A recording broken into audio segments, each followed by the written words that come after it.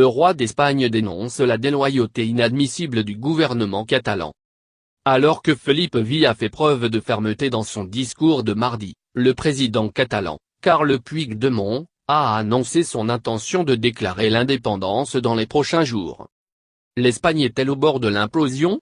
Dans un discours très ferme, le roi Felip V a dénoncé, mardi 3 octobre, la déloyauté inadmissible et la conduite irresponsable du gouvernement catalan qui, de manière délibérée, a systématiquement porté atteinte à la législation en organisant, dimanche 1er octobre, un référendum visant à déclarer unilatéralement l'indépendance.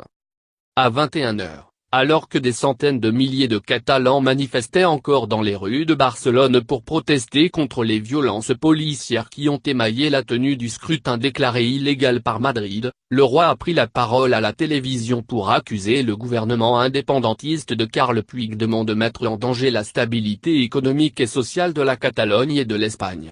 Felip V n'a pas hésité à parler d'une situation d'extrême gravité. Le discours n'était pas prévu et n'a été annoncé qu'en fin d'après-midi.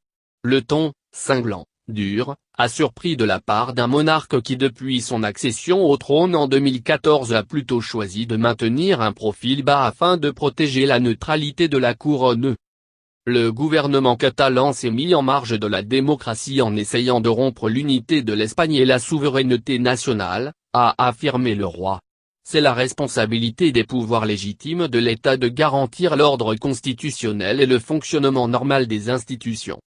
Felip V reprenait ainsi les arguments maintes fois répétés par le gouvernement du Premier ministre, Mariano Rajoy, pour justifier l'utilisation de l'article 155 de la Constitution de 1978, jamais encore invoqué, qui autorise l'exécutif à prendre les mesures nécessaires contre une communauté autonome qui porterait atteinte à l'intérêt général de l'Espagne, en somme, prendre le contrôle direct.